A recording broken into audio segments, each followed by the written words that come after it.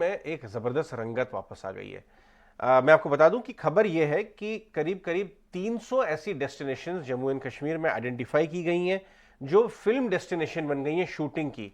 करीब 200 films already shoot भी हो गई हैं। ये इंपॉर्टेंट क्यों है? अरविंद जी भी हमारे डायरेक्टर साहब पूछ रहे थे कि भाई इसमें नया क्या है। भाई नया इसमें यह है कि ये सालों से नहीं दशकों से कारोबार के लिए जेएनके बंद था। कारण मुझे बताने की जरूरत नहीं है, आपको सबको पता है।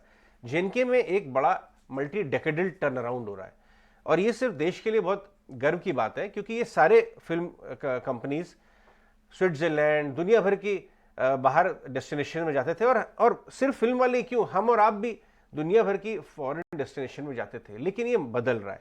जम्मू एंड कश्मीर में पर्यटन वापस आ गया है, इंडस्ट्री वापस आ गई है। वो बलदेव जी आते हैं जेएनके बैंक के चेयरमैन, आप देख रहे हैं जेएनके के रिजल्ट कैसे घूम गए। तो अब इसके अंदर होटल और दूसरे कारोबार बढ़ते चले जा रहे हैं। खबर ये है। लेकिन हम बात करेंगे टूरिज्म स्टॉक्स की। सुनने में आया है कि ताज भी वहां पे नया होटल खुल रहा है और बहुत ज़्यादा टूरिज्म आ गया है। तो मैं पूछूंगा शर्मिला से, जेएनके बैंक तो खैर डायरेक्ट प्ले है जेएनके खेलने के लिए क्योंकि उनका 90% कारोबार वहां से आता है, रिजल्ट्स अच्छे रहे, लेकिन स्टॉक थोड़ा टॉप आउट हुआ।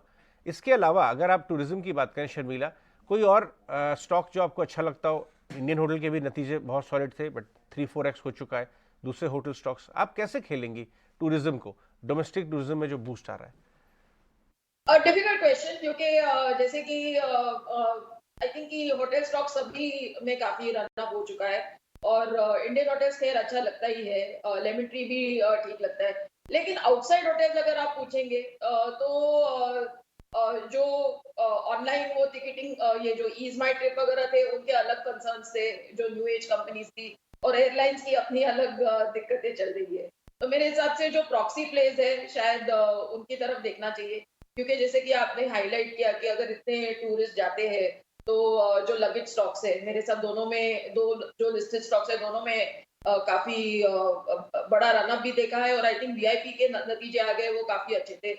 सफारी के मैंने शायद रिजल्ट्स नहीं देखे, लेकिन Safari as a stock small cap है लेकिन काफी अच्छा चल रहा है। तो आई थिंक उस तरह के या अपैरल, क्योंकि आप छुट्टियों पे जाएंगे तो do tend to buy more clothes, तो उस तरह के प्रॉक्सी प्लेस ढूंढने पड़ेंगे, क्योंकि मुझे लगता है कि अदर देन होटल्स जो डायरेक्टली इम्पैक्ट होते हैं टूरिज्म से उसमें मुझे इतने स्टॉक्स पसंद नहीं है। ओके, तो चलिए यहाँ पर टूरिज्म स्पेस की जहाँ बात हो रही है,